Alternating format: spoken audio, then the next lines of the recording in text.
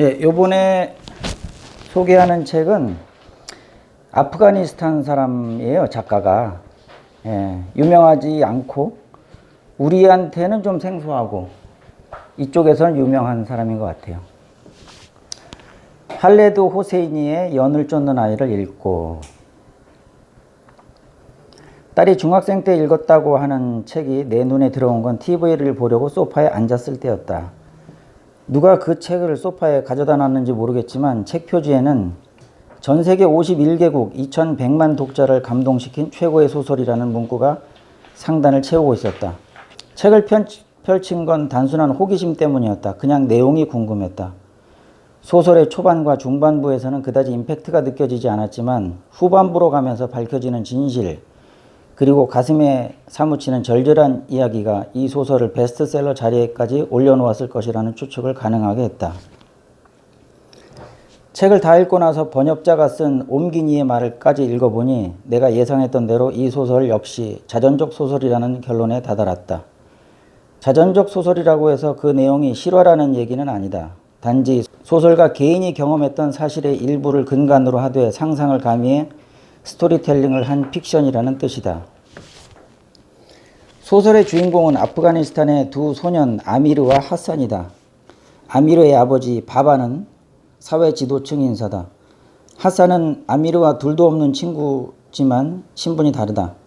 바바의 집에서 하인으로 일하는 알리의 아들이 하산이다. 바바는 몸집이 큰 거구인데다 돈도 많고 고아원을 지어 사람들의 평판도 좋은 사람이다. 그런데 그는 아들에게 정을 주지 않고 근엄하며 칭찬에 인색하다. 언뜻 생각해보면 그러한 그가 하인의 아들인 하산에게는 더 엄격할 것 같지만 사실은 그렇지도 않다. 다정다감까지는 아니더라도 하산을 천대하지는 않는다. 오히려 애틋한 정서를 보이기까지 한다. 하산에 대한 바바의 행동은 이야기 후반부에 그 이유가 드러난다. 아프가니스탄의 수도 카불에서는 매년 연날리기 대회가 열린다. 겨울에 열리는 이 대회는 추운 계절의 하이라이트다. 아프가니스탄에선 오래된 전통이고 이 대회는 아침 일찍 시작되어 연이 하나만 남을 때까지 끝나지 않는다. 아미르는 아버지 바바의 신임을 얻는 게 쉽지 않다. 아미르의 어머니는 그를 낳다가 죽었기 때문에 그에게는 아버지로부터 사랑을 받는 것이 매우 중요한 일이다. 그러던 어느 날 바바에게 인정받을 기회가 주어진다. 연날리기 대회에 나가 우승하면 아버지에게 신임을 받을 수 있을 거라고 생각한다. 드디어 대회가 열린다. 20개쯤 되는 연들이 먹이를 찾아 떠도는 상어처럼 하늘에 떠 있다. 상대의 연줄을 끊고 살아남아야 최후의 승자가 된다.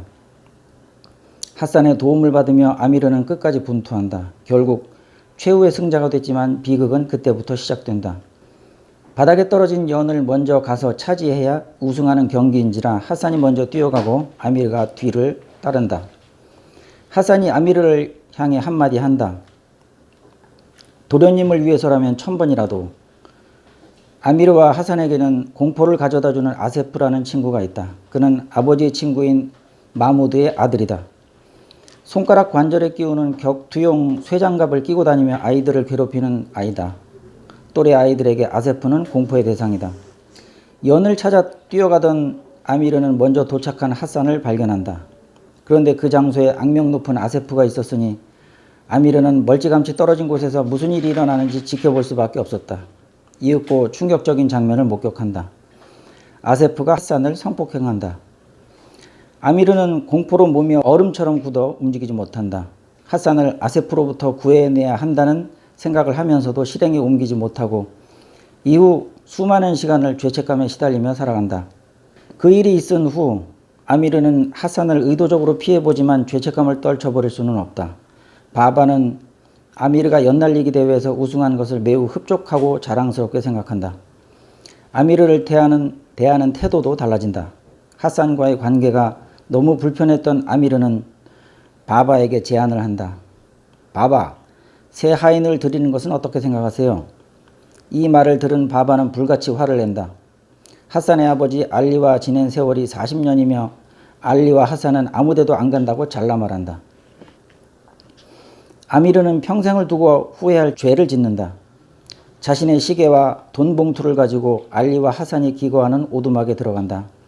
하산의 매트리스를 들추고 시계와 한 줌의 지폐를 넣는다. 결국 하산이 도둑으로 누명을 쓰게 되자 알리는 바바를 찾아가서 말한다. 바바의 집에서 나가겠다고 하자 바바는 울부짖으며 제발 부탁이니 나가지 말아달라고 애원한다. 알리와 하산은 호련히 떠난다. 1979년 12월에 소련이 아프가니스탄을 침공하자 부르조아를 비롯한 많은 사람들이 조국을 떠난다. 1981년 3월에 바바와 아미르 역시 고향을 버리고 트럭에 몸을 싣는다. 미국의 캘리포니아주 프리몬트에 정착한 두 사람은 새로운 환경에서 무일푼으로 다시 시작한다. 고향에서 사회 지도층 인사로 존경받으며 호의호식하던 시절은 물 건너가고 낯선 이국 땅에서 밑바닥 생활을 하게 된 두 사람에게 인생은 호락호락하지 않다. 바바는 주유소 종업원으로서 휘발유를 넣고 물건을 팔고 엔진 오일을 바꾸고 차의 앞유리를 닦는 일을 한다. 1983년 여름에 아미르는 고등학교를 졸업하고 대학에선 영문학을 전공해서 소설을 쓰겠다고 한다. 다음해 여름에 바바는 낡은 폭스바겐 버스를 산다. 지역 신문에 난 광고를 살피며 게라지 세일하는 곳을 찾아다닌다. 재봉틀, 애꾸는 바비 인형, 나무 프레임 테니스 라켓, 줄 없는 기타, 낡은 일렉트로닉스, 진공 청소기 등을 구입하고는 벼룩시장마다 돌아다니며 물건을 판다. 그해 7월 어느 일요일 아침에 벼룩시장에서 바바는 타헤리 장군과 만나 이야기를 나눈다. 아프가니스탄에서 망명 온 장군과 아미르가 그 자리에서 인사를 나누는데 아리따운 아가씨가 다가오더니 장군의 딸이라며 아버지에게 차를 타들인다. 첫눈에 반한 아미르는 장군의 딸 소라야에게 온 마음을 빼앗긴다. 바바는 암에 걸려 시한부 인생을 살게 된다. 아미르는 소라야와 결혼하고 싶다며 아버지에게 자신의 청혼을 부탁한다. 이슬람 문화에 따라 바바가 장군을 찾아가 자식의 결혼을 부탁한다. 아미르는 소라야와 결혼하고 소라야는 시아버지의 시한부 인생을 극진히 돌본다. 아미르가 소라야와 결혼하고 4년이 지나도 아이가 생기지 않자 병원에 가서 검사를 받는다. 원인 미상의 불임이라는 판정을 받고는 시험관 수정까지 생각해봤지만 의사로부터 입양 권유까지 받게 된다. 그 사이 아미르는 작가가 되어 출판을 하고 유명인사가 된다. 두 번째 소설에 대한 선인세로 받은 돈으로는 예쁜 빅토리아풍 집으로 이사도 한다. 2001년 6월 아미르는 파키스탄으로부터 온 한 통의 전화를 받는다. 아버지의 사업 파트너로 오랜 시간 함께했던 라임 칸은 아미르에게는 삼촌과 같은 존재다. 그가 병에 걸렸는데 아미르가 보고 싶으니 파키스탄으로 오라는 것이다. 그러면서 한마디 덧붙인다. 오거라. 다시 착해질 수 있는 길이 있어. 파키스탄에 도착한 아미르는 라임 칸을 찾아가 충격적인 말을 듣는다. 바바와 아미르가 아프가니스탄을 떠난 후 라임 칸이 바바의 집을 지키고 관리했으며 핫산도 그 집에 들어와 살았다고 말한다. 라임 칸이 수소문 끝에 핫산을 찾아내어 데려와 살았던 것이다. 핫산의 아내가 그 집에서 낳은 아들이 소랍이다. 라임 칸은 아미르에게 폴로라이드 사진 한 장을 건넨다. 그 집에서 찍은 것인데 핫산과 소랍이 카메라를 향해 웃고 있는 사진이다. 아미르는 편지도 한 통 받는다. 핫산이 아미르를 생각하며 쓴 편지다. 그리고 아미르는 라임 칸으로부터 가장 충격적인 이야기를 듣는다. 핫산의 아버지는 알리가 아니라 아미르의 아버지 바바라는 것이다. 바바는 아미르에게 핫산이 이복동생이라는 사실을 끝내 말하지 않고 숨졌다. 라임 칸은 핫산의 아들 소랍을 아미르가 거둬주기를 부탁한다. 그것이 아미르가 지은 죄에 대한 속죄가 된다는 것도 상기시켜준다. 처음엔 완강히 거부하던 아미르도 결국 소랍을 찾아 떠난다. 카불에 가서 카르테스의 북부 지역에 있는 새 고아원을 찾아낸다. 고아원 원장에게 소랍에 대해 말하고 데리러 왔다고 하자 원장은 탈레반에게 돈을 받고 팔아넘겼다고 한다. 수소문한 끝에 소랍을 데리고 있다는 탈레반의 저택에 당도했다. 저택에서 만난 탈레반 우두머리는 아미르가 아이를 데리러 왔다고 말하자 험악한 분위기를 만들더니 자신이 아미르를 잘 안다고 말한다. 알고 보니 그 사람은 오래전 격투용 쇠장갑을 끼고 아이들을 두들겨 패던 아세프였다. 아미르는 그곳에서 소랍을 찾았지만 아세프에게 흠씬 두들겨 맞아 갈비뼈 7개가 부러지는 등 만신창이 몸이 된다. 소랍은 어찌할 바를 모르고 있다가 새 총을 쏴 아세프의 왼쪽 눈에 나사를 깊숙이 박아버린다. 싸움은 끝나고 아미르는 페샤와르 병원으로 이송되어 치료를 받는다. 어느 정도 회복된 후 이슬라마바드로 가서 소랍과 함께 호텔 방에 투숙한다. 호텔에서 말없이 사라진 소랍을 근처 사원에서 발견하고서 아미르와 소랍은 많은 이야기를 나눈다. 소랍을 악마 같은 소굴에서 빼내 미국에 데려가 같이 살겠다고 약속한다. 아미르는 소랍을 입양해서 미국으로 데려가기 위해 방법을 찾으며 변호사를 만난다.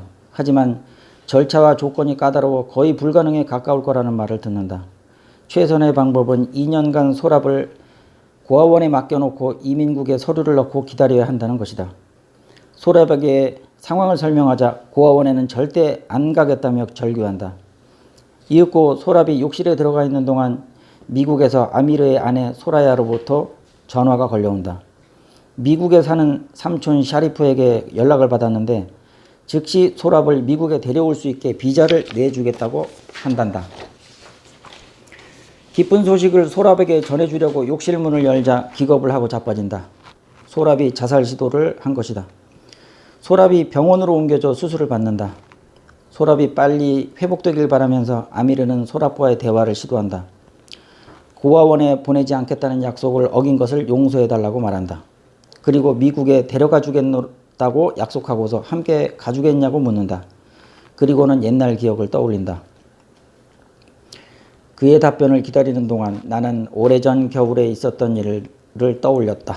그때 핫산과 나는 잎이 다 떨어지고 없는 벚나무 및 눈 위에 앉아 있었다. 나는 그날 나에 대한 충성의 표시로 흙을 먹을 수 있느냐고 그를 몰아쳤었다. 그런데 이제 반대로 내가 그 대상이 되어 나의 진심을 증명해야 했다. 나는 이런 꼴을 당해도 싼 사람이었다. 2001년 8월 어느 따뜻한 날 소랍과 아미르는 미국에 있는 집에 도착한다. 온 가족이 따뜻하게 맞아줬지만 소랍은 오랫동안 벙어리처럼 입을 열지 않는다. 2002년 3월 비가 오는 어느 서늘한 날에 식구들은 프리몬트의 엘리자베스 공원에서 열리는 아프간인들의 모임에 참석한다. 반갑고 즐겁게 인사를 나누다가 소라야는 5개의 연들이 공원 하늘을 날아다니는 것을 발견하고 아미르에게 알려준다. 아미르는 연을 파는 사람에게서 노란색 연을 사들고 소랍이 보는 앞에서 연을 날린다. 소랍에게 한마디 한다. 내가 너한테 내 아버지가 와지르 아크바르칸 지역에서 연을 쫓는 데는 최고였다고 얘기했었니? 아마 카불을 통틀어 최고였을 거다. 아미르는 연에 관심을 보이는 소랍과 함께 다른 아이의 연을 공격해서 떨어뜨렸다. 아미르가 소랍에게 말한다. 저 연을 잡아다 줄까? 그리고는 그가 고개를 끄덕이는 것을 확인하고는 이렇게 말한다. 너를 위해서라면 1000번이라도. 그리고는 연을 쫓아 달린다. 다 큰 어른이 얼굴에 발음을 맞으며 판지셰르 계곡만큼 널찍한 미소를 얼굴에 머금은 채. 이 소설이 독자들에게 던지는 메시지는 권선징악이나 사필규정이라는 말로 표현하기는 어려울 것 같다. 아미르가 하산을 대하는 태도에는 분명히 문제가 있었지만 자신이 과거에 저질렀던 과오를 바로잡기 위해 용감하게 현실의 벽과 맞닥뜨려 싸워나가는 모습은 칭찬받을 만하다. 또한 전쟁으로 인한 사회와 가정의 파괴, 그리고 그 안에서 살아남기 위해 몸부림치는 인간 군상들의 처절한 이야기가 책장을 덮은 후에도 오랫동안 울림을 준다. 네, 여기까지 5장 요약 아닌 요약을 했는데 뭐 내용이 길다 보니 어쩔 수 없이 이렇게 길게 됐고요. 뭐 이 책도 역시 중간에 내용을 빼뜨리면 연결이 안 되기 때문에 다 쓸 수밖에 없었어요. 그리고 아프가니스탄 사람이고 실제로 이 사람의 아버지는 그 대사관 쪽에서 일했던 사람이라고 합니다. 저자의 아버지는. 그리고 실제로 전쟁이 났을 때 미국의 망명을 받고 그런 점으로 봐서 이제 자전적 소설인 거 아닌가 그렇게 예측을 했는데 아마 그 정도 배경만 비슷하고 나머지는 다 픽션일 거예요. 다 꾸며낸 얘기인데 어쨌든 굉장히 재미있고 아주 알찬 내용으로 구성이 되어 있어서 읽는 내내 흥미가 떨어지지 않고 계속 읽을 수가 있었어요. 그러니까 우리가 베스트셀러라고 하는 책들은 대부분 그렇잖아요.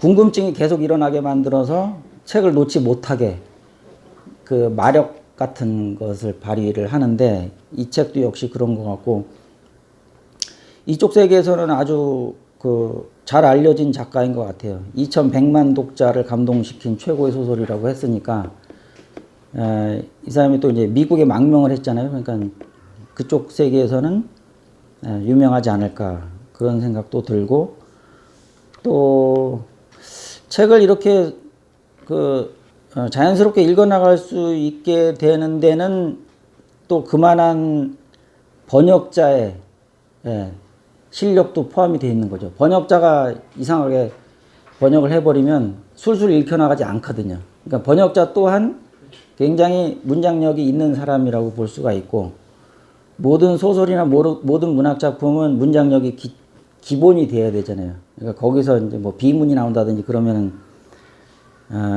읽다가 흐름이 뚝뚝 끊겨버리니까 그런 건 안 되고 어쨌든 굉장히 훌륭한 책이라고 생각을 했습니다. 몇 페이지는 책이에요? 500페이지 정도 돼요. 네. 500페이지는 다 딱 주네요. 네. 100페이지에 하나씩.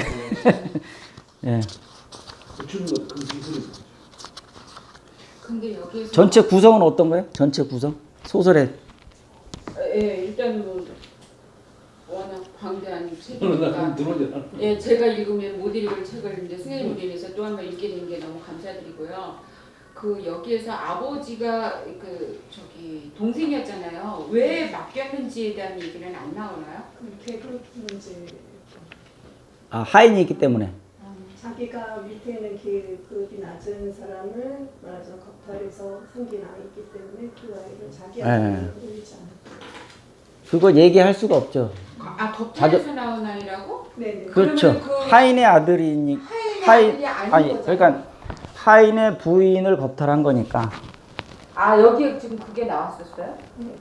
딴 생각. 이복 동생이라는 말이 이복 동생이라는 말이 있었고 여기서 진짜 충격적인 거는 그 아세프라는 사람 쇠장갑을 끼고 애들을 두들겨 패든 놈이 탈레반의 우두머리였다. 거기서 이제 조금 임팩트가 있었죠. 근데 그거는 어차피 픽션이니까 그렇게 연결 지어서 그렇게 악역을 두 사람한테 맡겨서 이야기를 전개해낸 것 같아요. 우선 스토리가 네. 흥미를 스토리 자체는 이해가 되세요? 어떤 흐름인지? 그건 당연히 선생님이 너무 잘해주셔서 너무 네. 잘 스토리가 되게 재밌습니다. 그러니까 4분의 1 정도는 연날리기 아프가니스탄에서 있었던 얘기고 그 다음에 들어가서 이제 미국으로 망명한 다음 얘기가 나오거든요. 아버지 바바하고 아미르하고 이제 고생하면서 이제 쭉 살아오면서 그 여자 아미르의 부인 만난 얘기가 나오고 장군 만난 얘기가 나오고 그런 식으로 쭉 전개가 되죠. 내가 집에 가서 몇 번이나 끌고 가야 될 것 같아요. 예. 지금 내가 어떻게 말을 하기 좀 어려울 것 같고. 그리고 거기서 중요한 거는 이제 라임칸으로부터 전화를 받았는데 파키스탄으로 간단 말이에요. 가서 네가 지었던 죄를 속죄를 해라. 예. 그러니까 네가 지었던 죄라는 거는 뭘 의미하는 거예요? 뭐냐면은 그 핫산이 성폭행을 당할 때 자기가 구출해내지 못했잖아요. 거기서부터 이제 자기는 큰 죄책감을 갖고 있었던 거예요. 성폭행 당한 거를 어떻게 알고 있어? 지켜보고 있었지. 지켜보고 아니 본인은 지켜봤는데 네. 이 삼촌이 어떻게 알았냐? 그거보다는 그게 불편해서 삼촌도 집에서 알았어요. 내쫓는 거를 의도적으로 의도했잖아요. 만들어서 물건을 만들었죠. 갖다 그거를 네. 어떻게 알았냐고 본인이. 어른들은 알았겠죠 처음부터. 그러니까 그 부분도 라임칸도 그 집에서 거의 식구처럼 살았기 때문에 그 스토리를 들었겠죠 나중에. 그러니까 예, textu라는 게 난 중요한 게 아니라 예. 책에 어떻게 표현이 되어 있느냐라는 게 궁금한 거기 거진 않아. 라임칸이 알았다는 얘기가 특별히 써있지는 않아요. 근데 라임칸이 전화를 한 걸로 봐서는 누군가가 얘기를 해줬든가 아니면 뭐 성폭행보다는 그랬겠죠. 저는 이 책 되게 좋아해서 몇 번을 읽었는데 성폭행보다는 아버지도 안 내보내고 싶은 그 식구를 걔가 내보내고 싶어서 자기 죄책감을 가리고 싶어서 그걸 예, 예. 내쫓으려고 계속 그 불편함을 맞서지 않고 결국은 걔를 그렇게 누명을 씌워서까지 내쫓는 그 장면에 대한 죄책감. 그러니까 걔 입장에서 보면 되게 억울한 거죠. 모르고 쫓겨나는 거. 읽으셨다고. 아 그러니까 지금 이 말이 중요한 거죠. 어른들은 다 알고 있었다. 요 애들이 독후감을 통해서는 그게 안 느껴지니까 예. 책에서는 지금 어떻게 표현이 됐는가가 궁금했던 거죠. 근데 제 기억에는 라임칸이 알았다는 증거는 안 보였어요. 읽으면서. 내쫓은 게 되게 컸어요. 왜냐면 아버지도 내쫓고 싶어 하지 않고 맞아요. 말하자면 실망해서 나간 거거든요. 그 사람들이. 그 집에서. 그러니까 나가는 장면이 아버지가 그래서 너희들 나가 이렇게 한 게 아니라 아버지도 내보내고 싶어 하지 않는데 그 실망해서 자기 부인을 겁탈해서 자기 자식도 아닌 자식을 자식처럼 기르게 한 그 종이 복종하고 그 아버지 밑에서 있었는데 마지막에 그렇게 해서 가는 거에서 그냥 그야말로 그래서 그 부분에 대한 게 되게 컸던 걸로 기억해요. 그 사람들이 의외로 가족에 대한 게 되게 크잖아요. 아버지가 지금 원죄가 먼저 있는 거죠. 2,100만 중에 두 분이 계신 거예요 지금 여기. 뭐가요? 이 책을 읽은 책을 분이 읽은 2,100만이라는데 예. 그 중에 두 분이 여기 이게 계신 영화화된 거잖아요. 우리 딸도 읽었으니까. 이게 영화가 됐어요? 예, 영화도 있어요. 티빙에 있어요. 제목이고요. 티빙에 있어서 제가 전반부를 조금 봤는데 거의 비슷하게 해놨더라고. 그래서 이거 원작이 충실하게 했구나. 똑같아요? 네. 연을 쫓는 아이. 연을 주는 아이? 예.